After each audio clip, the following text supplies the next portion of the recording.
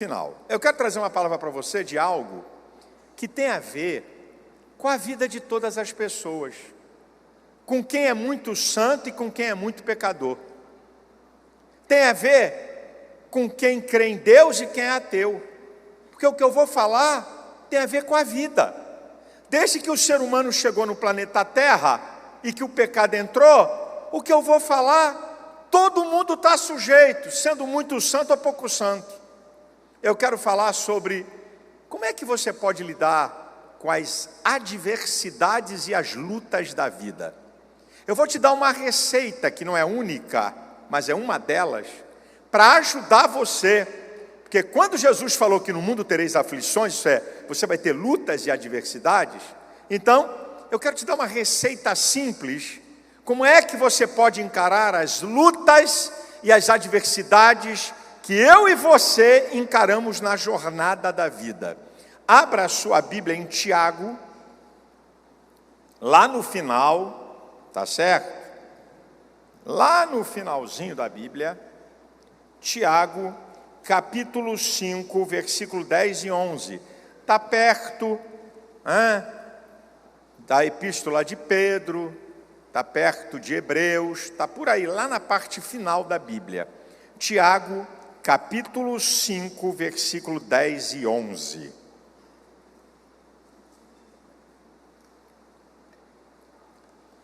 Eu vou ler para você. Meus irmãos, tomai por exemplo de aflição e paciência aos profetas que falaram em nome do Senhor. Eis que temos por bem-aventurados os que sofreram. Ouvistes qual foi a paciência de Jó, e vistes o fim que o Senhor lhe deu, porque o Senhor é muito misericordioso e piedoso. Então eu vou aqui para uma receita que eu quero te dar sobre essa questão de enfrentar lutas e adversidade na vida. Em primeiro lugar, eu vou te dar o conselho para você. Faça um autoexame do porquê você está enfrentando isso na sua vida. Analise as razões do porquê. Talvez, eu não estou dizendo que vai acontecer, talvez, ao você analisar as razões do porquê, a fazer um autoexame de tudo que está acontecendo com você, você vai poder chegar a essas conclusões, certo? Uma, você pode amenizar o problema. Você pode diminuir a força do problema. Você pode aprender a lidar com o problema, só pela análise. Você também vai poder chegar à conclusão que o que está acontecendo com você é uma lei da vida, que está para todo mundo. Eclesiastes 9:2 diz que tudo sucede igualmente a todos. O que sucede ao justo, sucede ao ímpio. Jesus falou em Mateus 5:45, que Deus faz com que o sol se levante sobre justos e injustos e chuva caia sobre bons e maus. O injusto quebra a perna, o justo também. O pecador é assaltado, o santo também. Então, o pecador, o que blasfema de Deus, passa mal e vai para o hospital, o santo também. Pode ser que nessa análise do porquê, você vai descobrir o que está acontecendo com você são as leis da vida que acontecem com qualquer um. Pode ser também que ao analisar as razões do porquê você está enfrentando essas lutas e adversidades, você vai chegar à conclusão que é falta de sabedoria. Falou que não devia, tomou posição onde não podia, agiu sem experiência, aí agora o couro está comendo no teu lombo, filho. Não é diabo não, é falta de sabedoria. Que Tiago, capítulo 1, versículo 5, diz: quem não tem sabedoria, peça a Deus que dá, e não lance em rosto. Então, ao invés de você ficar dizendo que é o diabo, talvez o diabo, com todo respeito e carinho, seja você mesmo. sem chamar você de chifrudo, mas querendo dizer que você está sendo o diabo para você. É isso que eu quero que você entenda. Talvez, ao você analisar as razões do porquê você está atravessando essa luta e essa adversidade, você vai chegar à conclusão que você está quebrando princípios. Quebrou princípios, meu filho, prepara que vai ganhar sacode. Olha só, Paulo diz em 1 Tessalonicenses, capítulo 4, versículo 11 e 12, diz assim, procurem viver quietos, cuidando dos seus próprios negócios, trabalhando com as suas próprias mãos, para que não necessiteis de coisa alguma. Não, você não quer fazer isso? Não quer trabalhar de maneira cautelosa, com afinco? As coisas acontecem e você acaba se dando mal.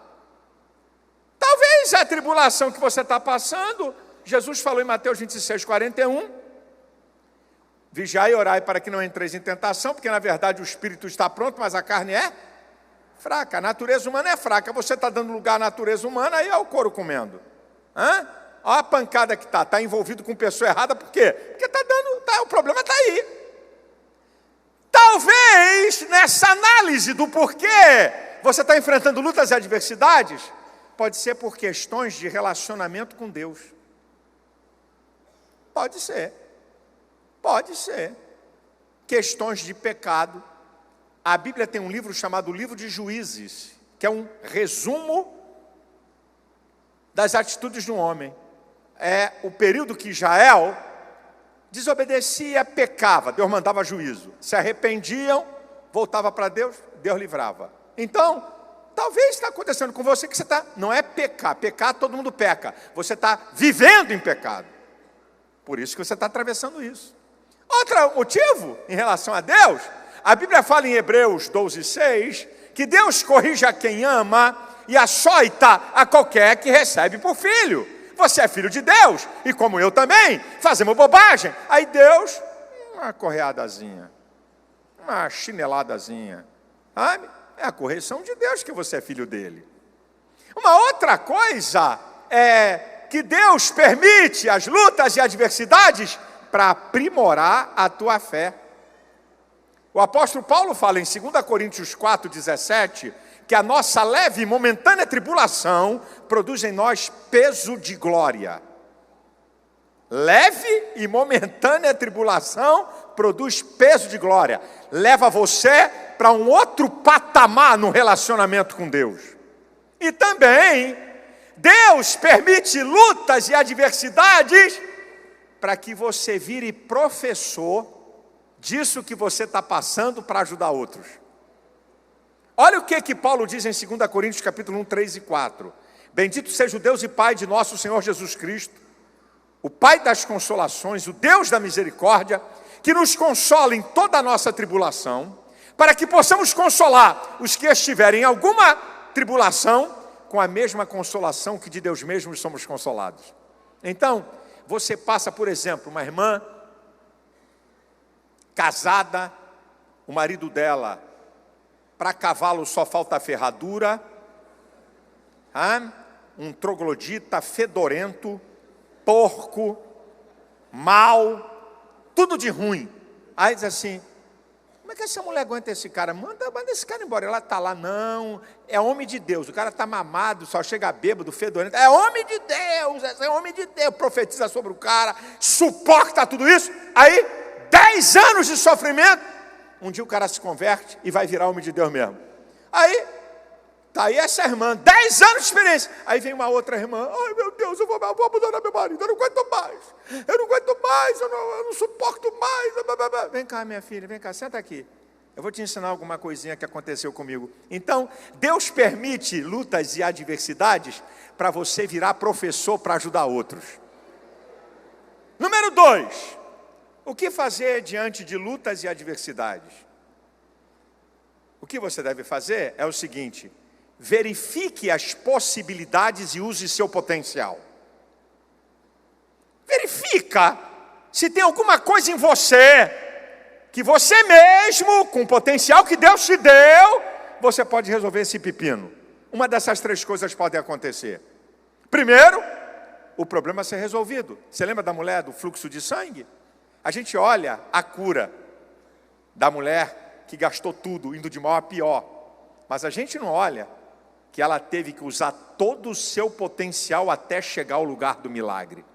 Talvez você vai ter que usar todo o teu potencial, que existe uma geografia espiritual para o milagre acontecer e que você tem que chegar lá. O milagre só aconteceu porque ela rompeu a multidão e tocou em Jesus. Talvez você tenha que romper alguma coisa na tua vida para chegar o sobrenatural de Deus. Quando você verifica a situação, usa seu potencial, você pode não resolver o problema, mas pode amenizar o problema. Gideão, Israel passando fome, porque os midianitas tomavam tudo. O Gideão disse assim: não vai tomar não, eu vou malhar trigo no lagar. Trigo precisa de espaço, de claridade. O cara levar para uma caverna, para o lagar, para se andar com trigo, um esforço louco. Ele resolveu o problema? Não, mas amenizou. Israel estava passando fome, ele estava comendo bolo. Terceiro, quando você analisa o problema e usa todo o potencial, você pode resolver o problema, você pode amenizar o problema e você pode se estruturar para passar pelo problema. Olha Paulo, Filipenses 4,12. Sei estar abatido e sei ter em abundância. Em toda maneira e em todas as coisas, eu estou instruído. Tanto a ter fome como a ter fartura. Tanto a padecer necessidade como ter em abundância. Posso todas as coisas naquele que me fortalece. Ele fala duas coisas: eu estou instruído e eu sei. Eu tenho o conhecimento e a experiência para enfrentar a adversidade. Não vou ficar livre dela, mas vou passar por ela, estruturado, e ela não vai me arrebentar. E é isso que tem que acontecer. Número 3. O que eu tenho que fazer diante de lutas e adversidades? Não transfira responsabilidades. É meu pai, é minha mãe, é meu marido, é minha esposa, é o pastor, é a igreja, é o governo. Papo. Do que se queixa o homem a não ser dos seus próprios pecados? Deixa eu falar uma história que todo mundo conhece, que é interessante.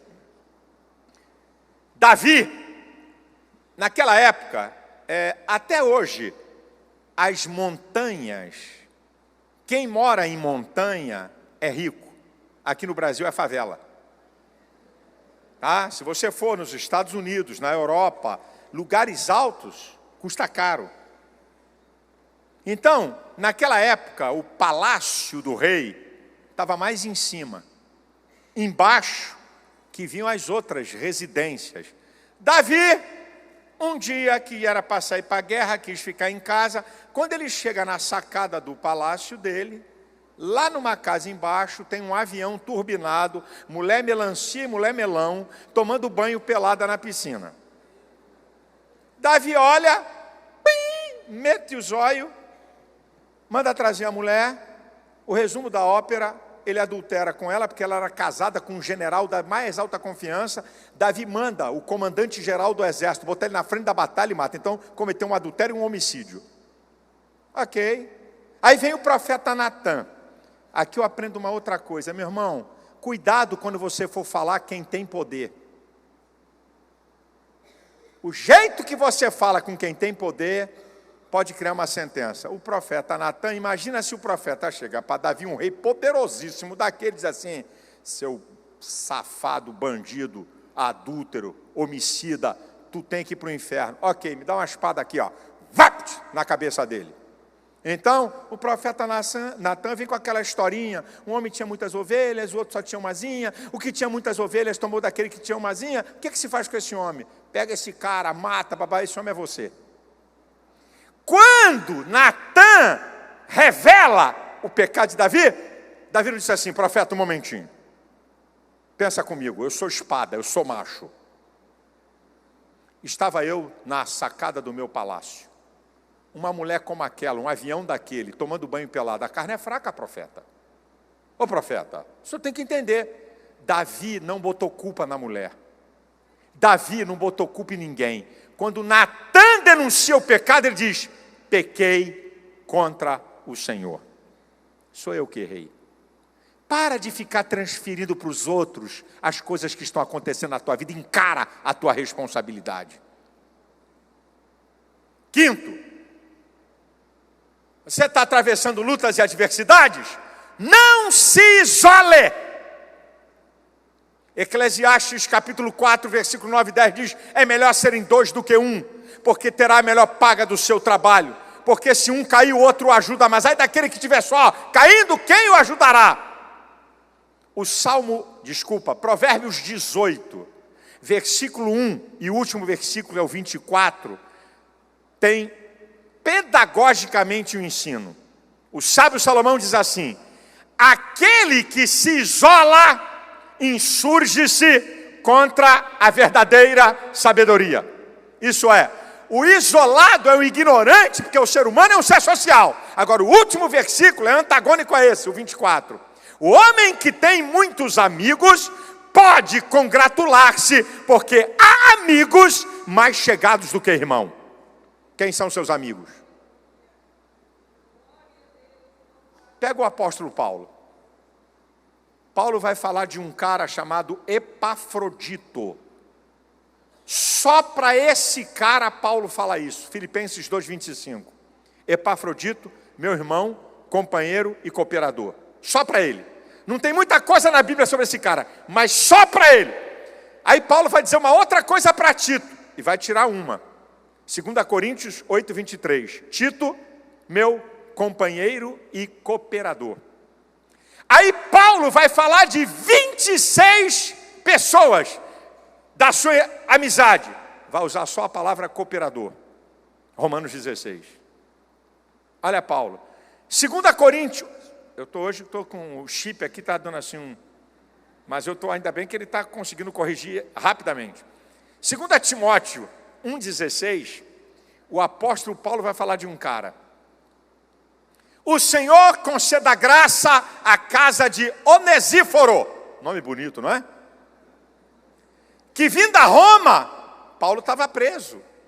Vindo a Roma, me procurou, me achou e me recreou. Isso é, Onesíforo era um contador de piada gospel sem maldade. Onesíforo não procurou Paulo para dizer: Paulo, esse que eu te digo, homem, o Senhor está contigo, aleluia. Não.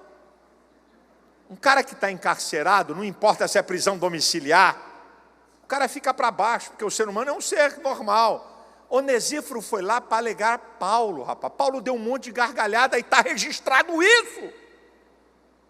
Jesus, que podia andar sozinho, andava com 12. Quem são seus amigos? Rapaz, quando eu olho para a minha vida, quantos amigos, amigo de verdade, que eu pude ligar e falar. Agora, vou contar aqui um episódio desse momento político do Brasil. A imprensa toda veio falar comigo: mas pastor, o senhor aí é amigo de Bolsonaro, mas o senhor já teve um entrevero com ele. Eu falei: sim, claro, porque eu não conheço amigo para dizer tudo para o outro que o agrada. Eu não quero ter amigo só para me bajular. Eu não quero ter amigo só para concordar com tudo que eu falo. Você quer amigo ou quer bajulador na tua vida? O que é que você quer? Eu falei: tive mesmo, e o pau quebrou, e não foi fácil não. E eu disse meia dúzia de abobrinha para o cara. Não gostou, come 2 vezes. E está aí. Agora, se eu fosse hipócrita com esse cara, talvez eu não tivesse o acesso que eu tenho hoje. Porque eu falei: não gostei disso, você está assim, não é assim, e está acabado. Por quê? Porque quem são seus amigos, rapaz? Você tem que ter amigo, irmão. Vira aí para o lado aí, só pergunta, não responde não. Quem são seus amigos? Vai, fala aí.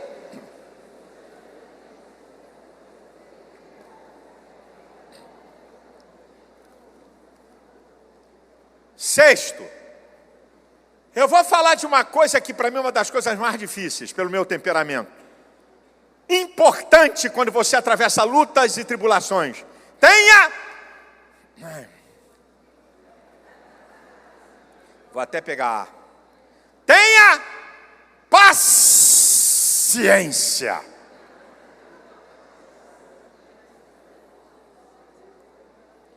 O que é uma pessoa paciente? É uma pessoa que suporta dor e infortúnio, sem murmuração e com resignação. Esse é o paciente. Olha a importância da paciência nas lutas e adversidades. Primeiro, te livra da precipitação. O bicho está pegando, o pau está comendo no teu lombo e você quer sair. E muitas vezes você vai escolher a saída errada e vai quebrar a cara. A paciência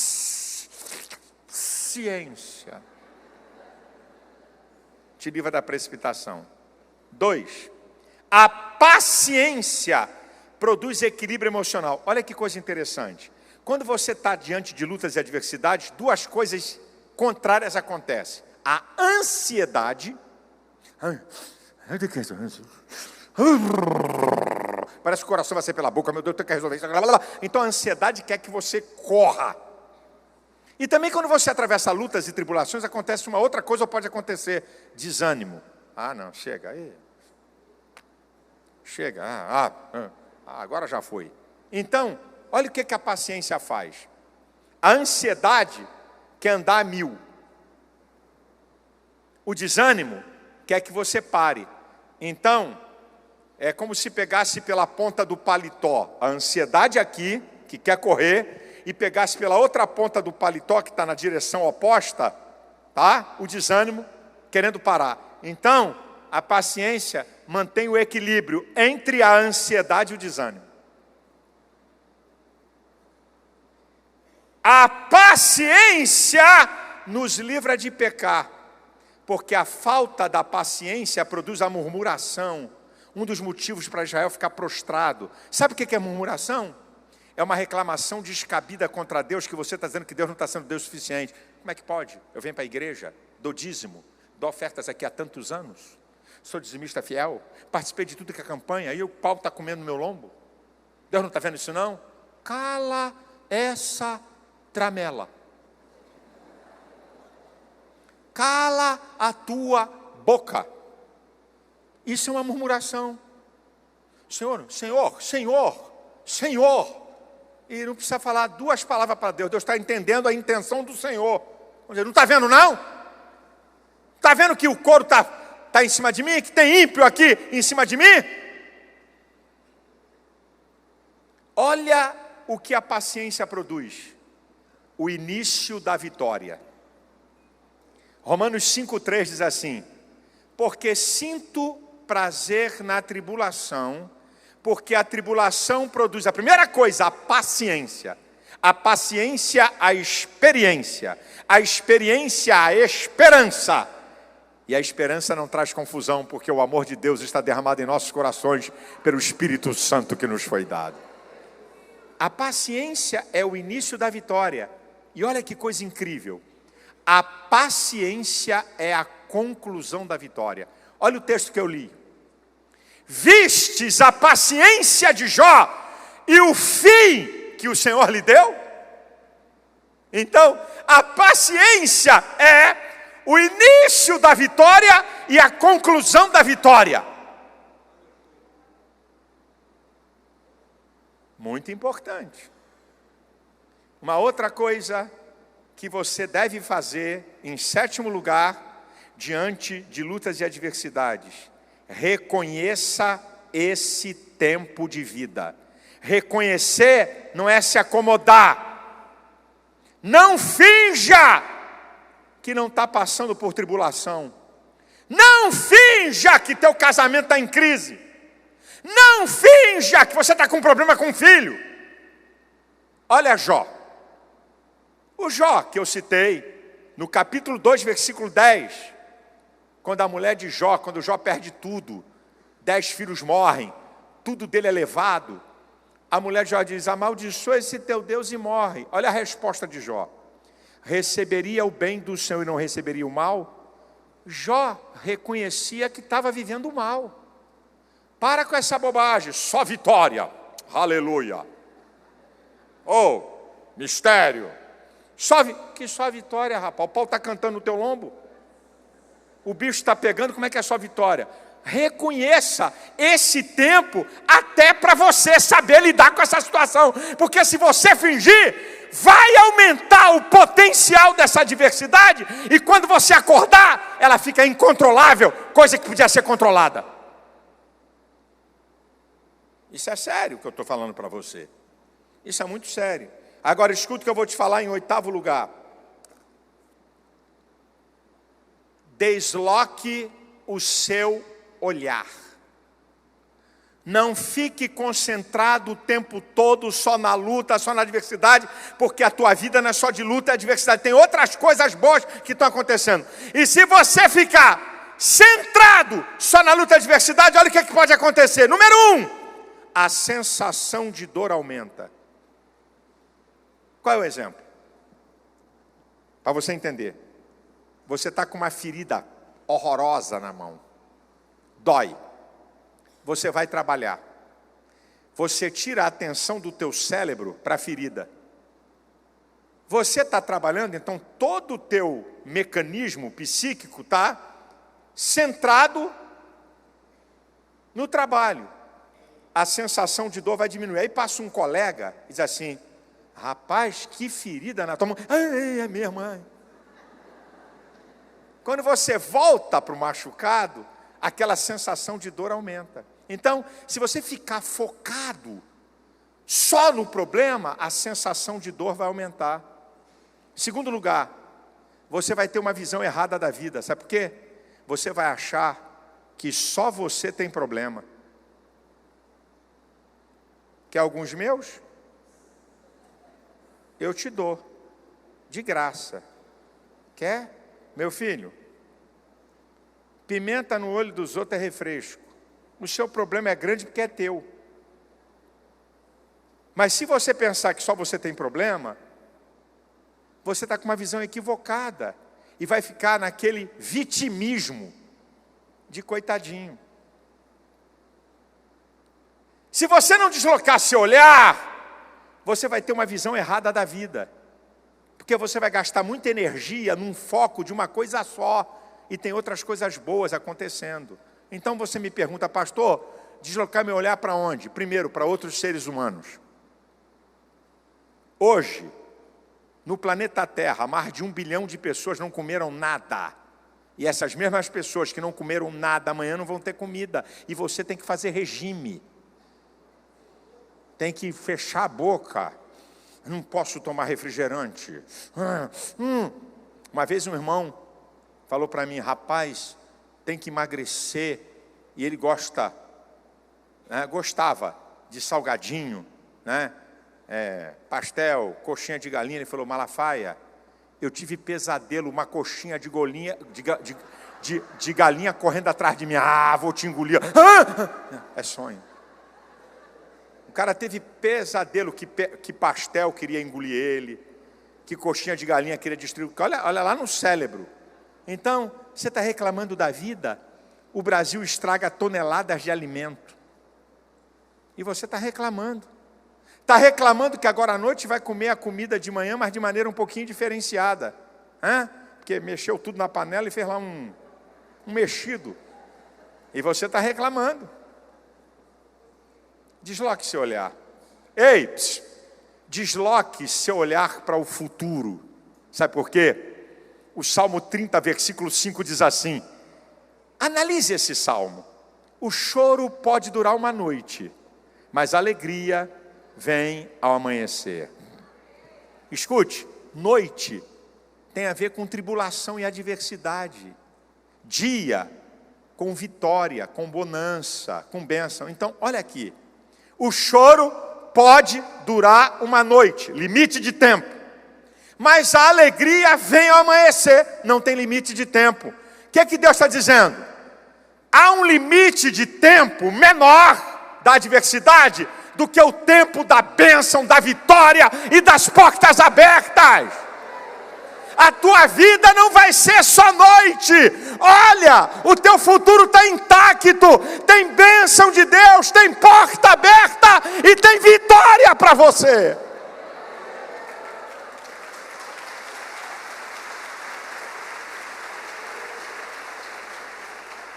Ei, desloque o seu olhar para o futuro eterno.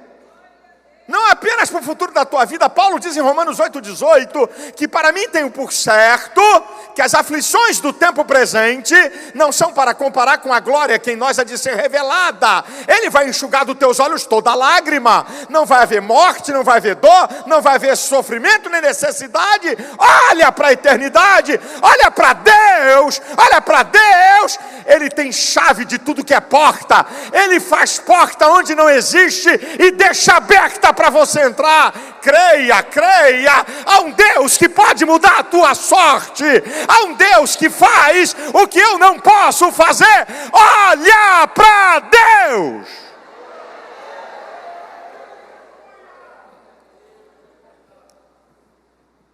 E olhar para Deus é crer que Ele tem as respostas que eu preciso.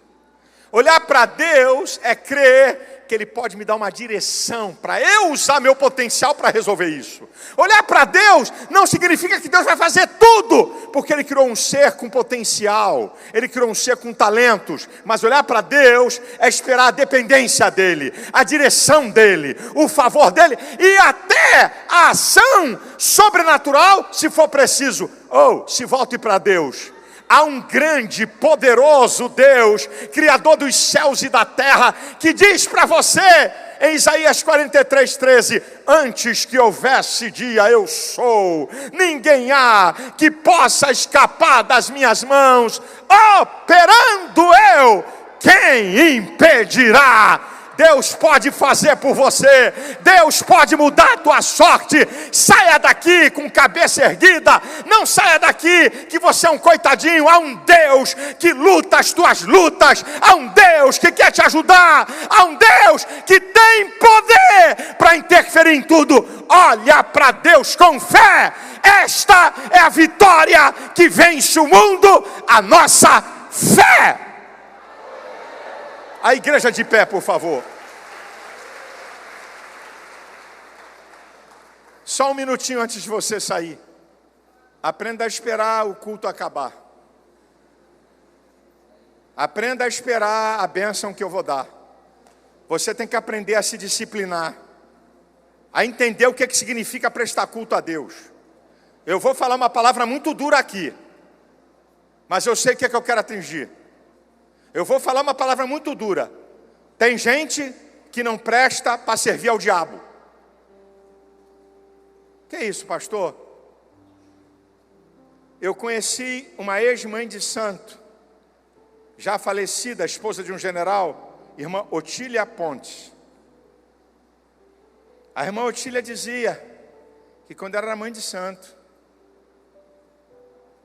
os filhos de santo, sexta-feira começava 22 horas até 5, 6 da manhã. Aí o cara chegava 1 hora da manhã, meia-noite, ou não ia. Ela chamava o cara e dizia assim: por que o filho chegou atrasado, hein? Por que você não chegou na hora? Mamãe vai dar um apertãozinho em você. O cara quebrava a perna, tinha um acidente. Ela falou, eu era garoto quando ela falou isso. Irmãos, com todo respeito, tem crente aqui que não presta nem para servir o diabo, porque é relapso, porque a gente usa a graça de Deus para esculhambar o culto a Deus. Primeiro, que o culto é racional, ninguém está obrigado a estar aqui. Você veio aqui porque você quis, então seja fiel ao que você propôs. Talvez a tua vitória está no amém. Você sabia que o nome de Jesus é amém? Aquele cujo nome é o amém, o assim seja, o que faz. Talvez quando eu disser aqui amém, para alguns aqui, Deus lá no céu diz: está feito, a porta está aberta. Calma. Eu quero fazer uma oração se for possível, porque não depende de mim. Quem sabe aqui tem pessoas que nunca experimentaram um relacionamento pessoal com Deus, e não é o pastor nem a igreja que faz isso. Só tem um que pode levar você a Deus. Não é Maria, não é Pedro, não é Tiago, não é o Papa, nem o pastor, é Jesus Cristo, o único mediador entre Deus e o homem. Você não está precisando de uma religião, você está precisando de um encontro poderoso com Jesus para mudar a tua vida. Para os teus pecados serem perdoados, porque o pecado é um mal que não adianta você usar as coisas que eu falei aqui, se você não confessar e não pedir perdão, entregar sua vida a Cristo. E pode ser que aqui essa noite tenha gente que conhece o Evangelho, e toda a adversidade e luta que você está atravessando é que você está afastado. Você sabe o que eu estou falando. Eu não estou falando que você pecou, você está vivendo no pecado, longe de Deus, e o Espírito Santo te trouxe aqui, porque Deus tem coisas grandes para você. Ele está de braços abertos esperando você voltar para uma nova estação na sua vida. Eu sou profeta de Deus aqui. Se tem alguém aqui essa noite que quer ter um encontro com Deus através de Cristo, algo pessoal e real. Se tem alguém afastado do Evangelho e quer voltar para Jesus, a única coisa que eu posso fazer é orar por você.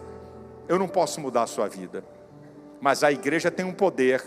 O que a igreja liga na terra é ligado no céu. E nós vamos orar por você e a sua história vai mudar. Tem alguém aqui essa noite? Eu quero convidar você, e você não precisa ter medo. Peça licença onde você está. Vem aqui à frente que eu vou orar por você. Pode vir. O pessoal vai abrir caminho aí para você sair. Desce.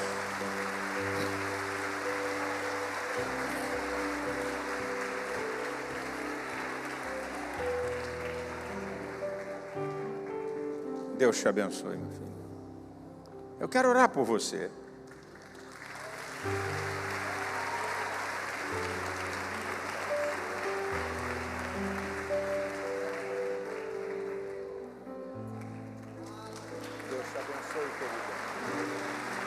Há uma saída de Deus, há uma resposta. Eu quero orar por você.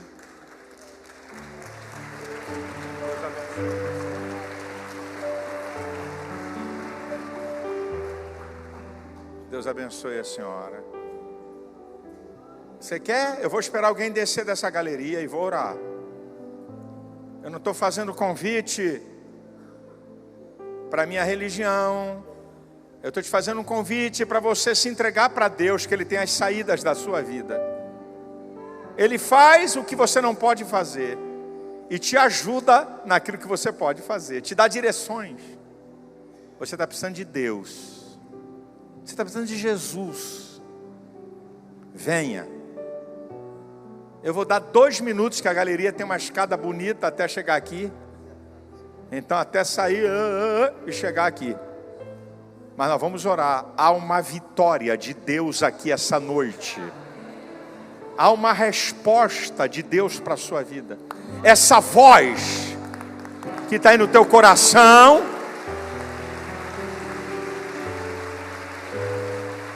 essa voz não é a minha voz. Essa voz é o Espírito Santo que está falando com você. Para que você venha, para que você volte. Deus te abençoe, querida. É a voz de Deus. Venha, volte, volte, venha, entregue-se, entregue-se. Deixa Ele agir na sua vida. Eu vou orar por essas pessoas que estão aqui. Eu creio num novo tempo para você. Eu creio que o Senhor te levanta e te restaura. Eu creio que o Senhor te muda. Eu creio. Eu só falo daquilo que eu creio. Eu creio. Eu creio que Deus pode mudar a sua história. Eu vou esperar o pessoal que desceu da galeria chegar e vou orar. Aleluia.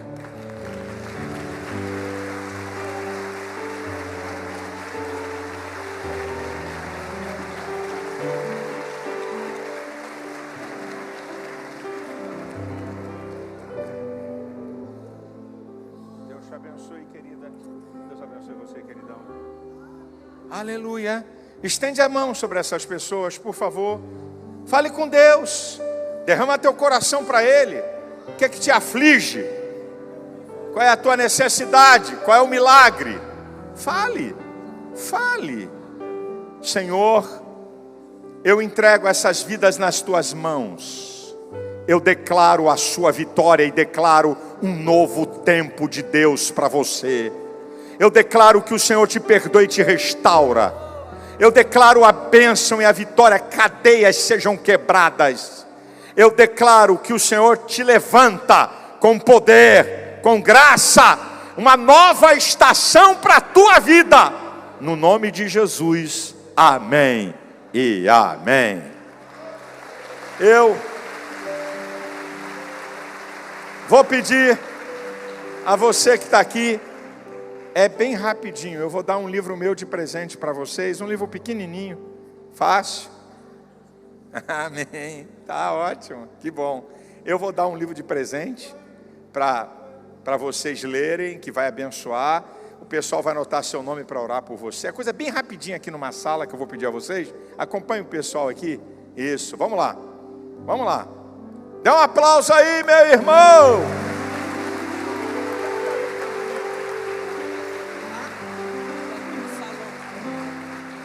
Ó, caso você queira, lá está vendendo um livro e aqui no salão também, se você quiser, ok? Que Deus te abençoe.